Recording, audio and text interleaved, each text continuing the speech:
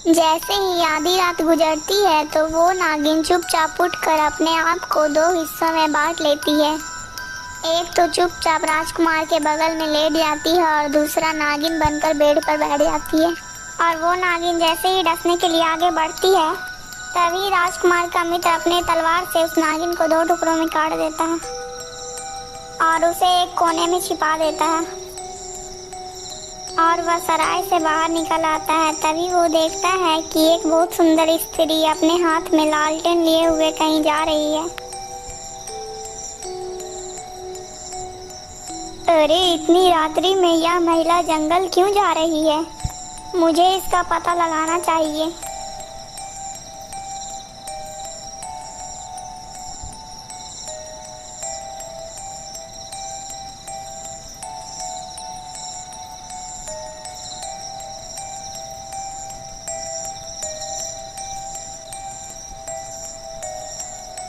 वह स्त्री जंगल के एक गुफा में अपने आशिक से मिलने गई थी।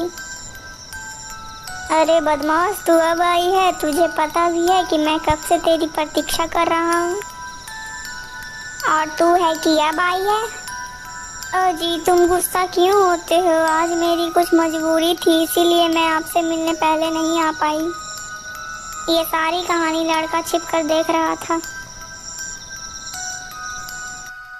अच्छा, आज तेरी ऐसी क्या मजबूरी थी जो तूने आने में देर लगा दी? जी आज मेरे पति मुझे लेने के लिए आए हैं जो कि कल मुझे लेकर चले जाएंगे, इसलिए मुझे उनकी खातिरदारी करने में देर हो गई। और मुझे लगा कि मैं तो कल चली ही जाऊंगी, तो क्यों ना मैं आज रात तुम्हारे साथ ही रहूं। इतना सुनकर उसका आशिक और भी ज्यादा आग बबूला हो गया और गुस्से में आकर उसने अपने प्रेमिका की नाक दांत से काट ली। तो वो महिला वहां से भाग खड़ी हुई। अरे अरे, ये इंसान कितना निर्दयी है, इसने अपनी सुंदर स्त्री की नाक काट ली। मैं इस पगलेट को जिंदा नहीं छोड़ूंगा। सदा सुख जल्दी से अपनी तलवार निकालता है और पीछे से जाकर उस आदमी को दो टुकड़े में कर देता और वो वहां से चला जाता। हे भगवान, अब मैं क्या करूं? इस कठिन आग के बारे में मैं सबको क्या सुनाऊंगी? यदि सब लोगों ने मेरी सच्चाई जान ली तो मुझे मार ही डालेंगे। मैं क्या करूं? मैं क्या करूं? मैं ऐसा करती हूँ कि इसका इल्जाम मैं अपने पति पर लगा देती हूँ कि उसी ने मेरी नाक काटी है। हाय हाय हाय, कोई तो बचाओ मुझे इस बेदर्द इंसान से, इसने तो मेरी नाक ही काट ली। अब मैं क्या करूंगी?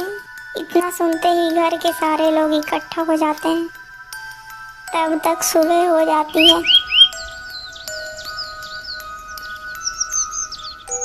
अरे तुम शोर क्यों मचा रही हो?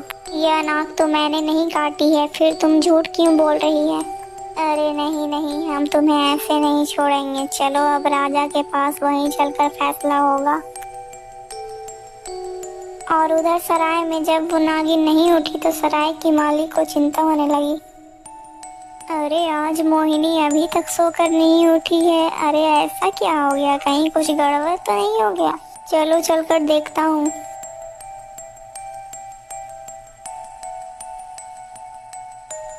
हाय हाय, ये तुमने क्या कर दिया मुसाफिर? तुमने मोहिनी की हत्या कर दी।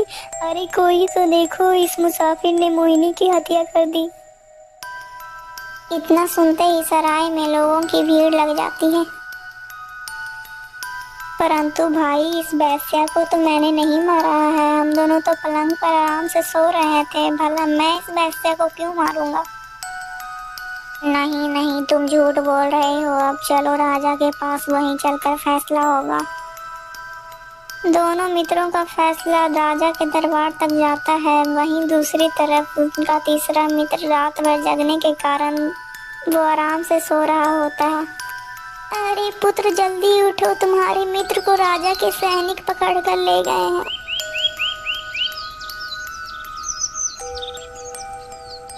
अरे हाँ बताओ, तुमने अपनी पत्नी की नाक क्यों काटी? महाराज, मैं तो कुछ नहीं जानता महाराज कि इसकी नाक कैसे कटी है। मैं तो सो रहा था महाराज। अच्छा, तो तुम बताओ कि तुमने उस वेश्या को क्यों मारा? नहीं महाराज, मैंने उस वेश्या को नहीं मारा है। यदि फिर तुमने नहीं मारा है तो फिर किसने मारा है? तुम दोनों ही झूठ बोल रहे हो। सैनिकों, इन दोनों को फांसी पर चढ़ा दिया जाए। रुकिए महाराज, ये दोनों ही निर्दोष हैं। मैं बताता हूँ कि वो वेश्या क्यों मरी और इस वेश्या की नाक कैसे कटी है। महाराज, हम तीनों मित्र हैं और कल हम लोग अपनी पंचम राज की पत्नी को लेने आए थे।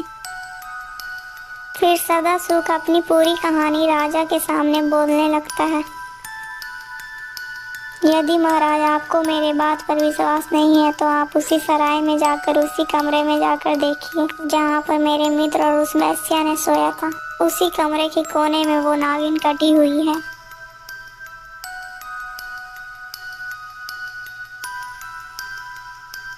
जब राजा इन सारी बातों की पुष्टि करता है तब वो सारी बातें सच निकलती हैं।